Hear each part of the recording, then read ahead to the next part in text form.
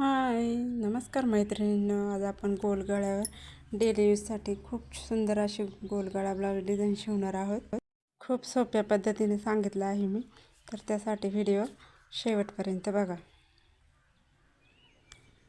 तर चला आता आपण ब्लाऊज शिवायला सुरुवात करू. हे बघा, तुम्ही बघू शकता मी अगदी अस्तरवर सिंपल गोलगळा कटिंग करून घेतलेला आहे.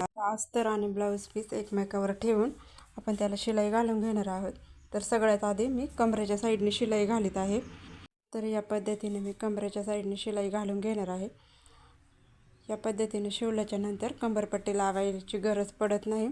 आणि तुम्हाला जर कंबरपट्टी आवडत असेल तर तुम्ही कंबरपट्टी देखील लावू शकता. पण या ब्लाऊजला खालच्या साईडने छोटासा काटा असल्यामुळं ते काठाची रुंदी कमी होईल म्हणून मी पलटी मारणार आहे. तर हे बघा, आता तसंच इकडं गळ्याच्या साईडने देखील मी शिलाई घालून घेत आहे. जेव्हा का नाही साडीचा आणि ब्लाऊजचा सेम कलर असतो आणि आपल्याला डिझाईन तर बनवायची असते पण आपल्याला काही सुचत नाही काय करावे, त्यावेळेस ही डिझाईन तुम्ही नक्की ट्राय करून बघा. डेली यूजसाठी तर खूपच सुंदर ब्लाऊज डिझाईन आहे ही. खूपच सोपी आणि झटपट होणारी ही ब्लाऊज डिझाईन आहे. अगदी जरी नवीन शिकत असतील ना त्यांनाही सहज जमेल अशी ही ब्लाऊज डिझाईन आहे. तर हे बघा, मी या पद्धतीने संपूर्ण गोलगळ्याला शिलाई घालून घेतलेली आहे.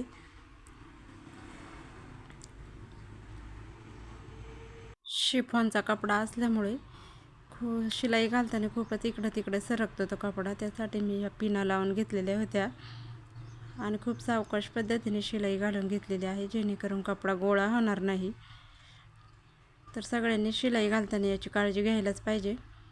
तर या पद्धतीने या गोलगळा कटिंग करून झालेला आहे आणि आता मी पलटी मारून घेणार आहे. मैत्रिणींनो, तुम्हाला जर माझा व्हिडिओ आवडला असेल तर एक लाईक करा, सबस्क्राईब करा आणि आपापल्या मैत्रिणींबरोबर शेअर करा आणि कमेंट करून सांगायला अजिबात विसरू नका. हे बघा, हा असा पलटी करून घ्यायचा आणि आता याच्यावरून आपल्याला दाबटीप देऊन घ्यायची आहे. दाबटीप देताना एक काळजी घ्यायची की अस्तरचा कपडा वरती दिसला नाही पाहिजे. या पद्धतीने दाबटीप घालून घ्यायची, त्यामुळे धरताना व्यवस्थित धरायचं. अस्तरचा कपडा थोडा जरी बाहेर आला तरी त्याची फिनिशिंग बिघडून जाते, तर त्यासाठी ही काळजी घ्यायची.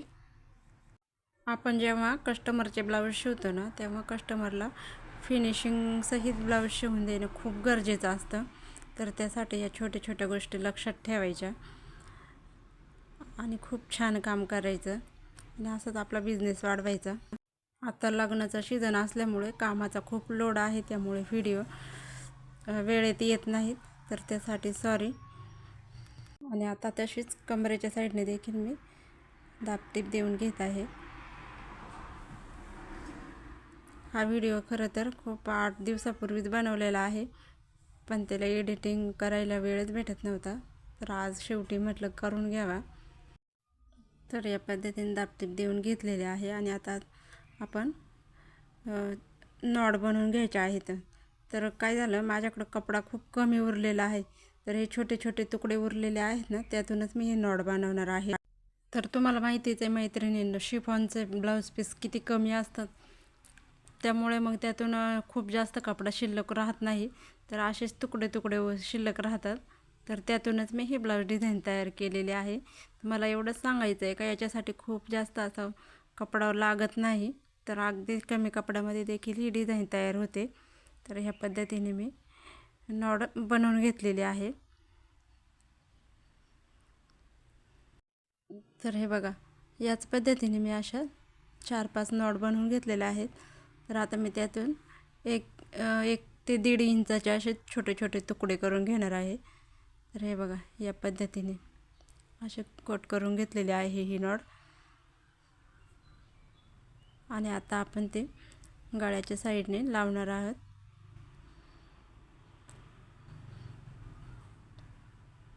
वरतून 1 इंचाचं अंतर सोडायचं, म्हणजे वरती शिलाईमध्ये अर्धा इंच जातं आणि त्याच्या खाली अर्धा इंच राहते आणि तिथून खाली आपली ही डिझाईन तयार होते. तर आपण ते नॉडचे छोटे छोटे तुकडे केले आहेत, तर ते जोडून घेत आहे मी. तर मैत्रिणींनो, व्हिडिओ बनवण्यासाठी असं वेगळं काही ॲप आहे का मला नक्की सांगा. मी साध्या कॅमेऱ्यामधून व्हिडिओ काढते, पण ते व्हिडिओ मला काही व्यवस्थित वाटत नाही, पण आता नाईलाजाने मी तसेच काढते. तर तुम्हाला काही आयडिया असेल तर मला प्लीज आयडिया द्या, जेणेकरून मी पण चांगले व्हिडिओ बनवू शकेन. यासाठी क्लॅरिटीच येत नाही आहे माझ्या कॅमेऱ्याला. व्हिडिओला क्लॅरिटी आली नाही तर मग समोरच्या बघणाऱ्याला देखील कंटाळा येतो, हे देखील मला माहीत आहे. पण आता मला तर माहीत नाही कशातून क्लिअर व्हिडिओ येतील म्हणून. तर मला नक्की सांगा, असा कुठला कॅमेरा ॲप असेल प्ले स्टोअरमधून घ्यायचा तर मला तसं सांगा. तर हे बघा, या पद्धतीने आपण हे नॉटचे तुकडे जोडून घेत आहोत.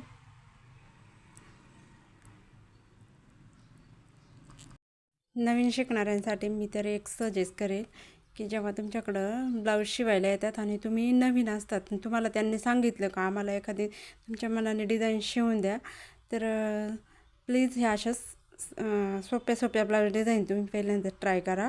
एकदम अवघड डिझाईन शिवायला जाऊ नका. कारण की एखादी डिझाईन तुम्ही शिवायला गेले आणि त्याची फिनिशिंग व्यवस्थित नाही आली तर कस्टमर कसे आपलंच नाव खराब करतात. त्यामुळे पहिल्यांदा सोप्या डिझाईन ट्राय करायच्या आणि नंतरच अवघड डिझाईन घ्यायच्या. तर मी पाठीमागे पण एक गोल गळ्यावरची खूप छान डिझाईन अशी टाकलेली आहे, तर तिथं पण जाऊन बघा माझ्या चॅनलवर. एकदा का आपलं काम आवडायला लागलं तर कस्टमर येणारच आहेत. फक्त सुरुवातीलाच त्यांना व्यवस्थित फिनिशिंग वगैरे दिली ना तर कस्टमर येतच आपल्याकडे. त्यामुळे सुरुवात करताना जरा सांभाळून करायची, कारण मी पण त्यातून गेलेले आहे. जर आपला एखादा ब्लाऊज जर त्या कस्टमरला आवडला ना तर तीच कस्टमर आपली खूप जाहिरात करते आणि बिघडलं तरी तीच खूप जाहिरात करते. त्यासाठी काम करताना जरा सांभाळून सुरुवात करा. तर हे बघा, या अशा हे नॉटचे तुकडे लावून झालेले आहेत आणि आता मी त्यामध्ये रेडीमेड नॉट आहे ती ओवून घेणार आहे.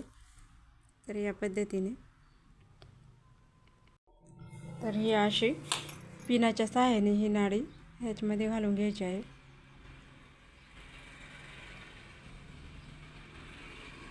खूप इझिली तयार होते ही ब्लाऊज डिझाईन. तर तुम्ही नक्की एकदा ट्राय करून बघा.